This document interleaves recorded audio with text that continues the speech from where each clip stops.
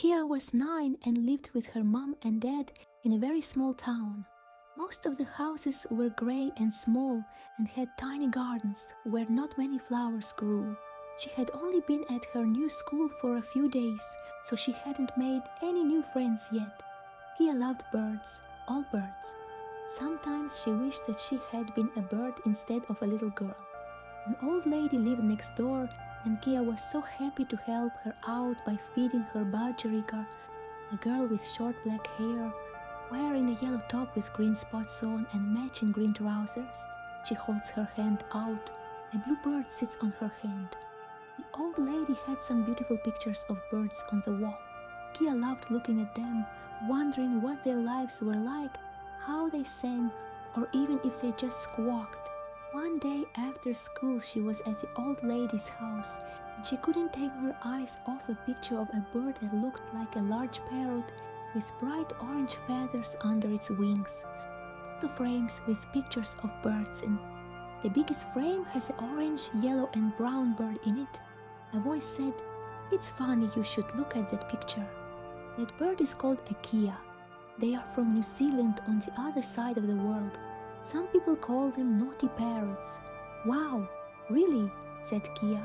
"Naughty parrots sound like fun." She looked around, but the old lady was fast asleep in her chair. "Who said that?" whispered Kia. "Budgies and parrots are related, you see." "So, I know quite a lot about that branch of our family." Kia looked up, and the budgie hopped up on a perch and rang its little bell, and then seemed to wink at her. "Did you just say something?" asked Kia. Kia looks up at the blue bird playing on a swing. "I knew you were the right sort of girl the first time I saw you," said the budgie. "Ooh, what do you mean?" asked Kia. "Wait a minute. Am I talking to a budgie? I must be dreaming. You know what birds are saying and can even feel what they're thinking. Not many girls are like that," said the budgie. "You can talk," said Kia. "Well, budgies are known for it," said the budgie. Yes, but actually talking, saying proper things and not just 'who's a pretty boy then.'" "What am I thinking now?" said the budgie. "That I'm just about to say sometimes I wish I was a bird, and then I could just fly around in the air as free as..." "Free as a bird?" said the budgie. "When you come back tomorrow, can you bring some grapes?" said Kia. "See, told you. You're a real bird girl," said the budgie. "And I think it's time I told you about a special magic spell. Close your eyes." Kia closed her eyes, and suddenly some magical words came into her mind. They were a mixture of singing and the most beautiful bird song.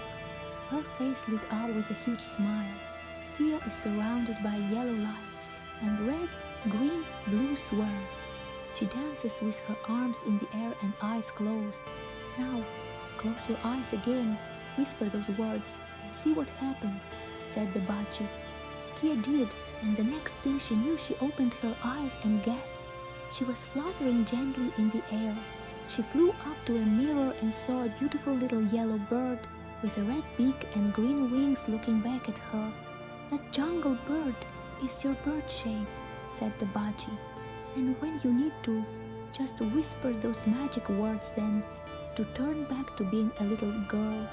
Just whistle 3 times. A yellow and green bird looks at itself in a mirror." Kia whistled, and she was back in human shape again. Wow, that was just amazing," gasped Kia. "Tomorrow please bring..." "Grapes," said Kia. The budgie happily rang its little bell, and Kia went off home. The next day her class at school went to visit a local zoo. All the kids were really excited, but Kia was the most excited of all, and she planned to spend as much time as possible at the birdhouse. The group of kids went all around the zoo, looking at the animals. Kia watched a polar bear splash about in its pool, and suddenly a robin landed on a fence right next to her. Kia sits at a bench with a robin. The robin looked at her with its bright little eyes, and suddenly Kia understood what the robin was telling her. Over in the birdhouse was a new arrival that badly needed a friend.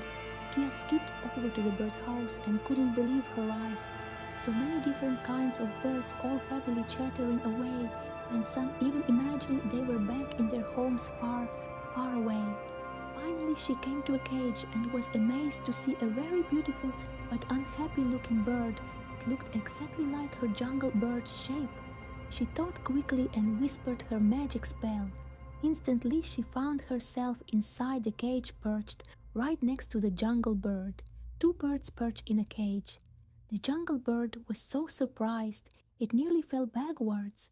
Then it told her how lonely it was, with no other jungle birds to talk to. The jungle bird told her all about its homeland and all the amazing trees and butterflies that lived there. Kia was entranced. Then the zookeeper walked past and saw two jungle birds in the cage. There's something funny going on here, he thought.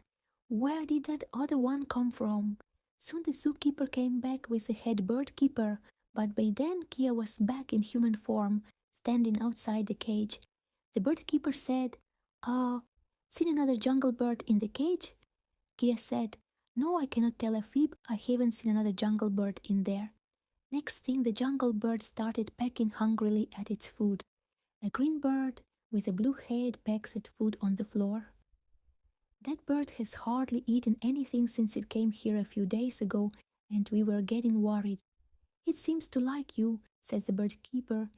"Maybe if I come back every day as a helper, the poor jungle bird might cheer up and start eating properly," said Kia. "Don't see why not," said the bird keeper. "In fact, that's a very good idea." "See you tomorrow then," said Kia. Kia waves up to the green bird on a perch.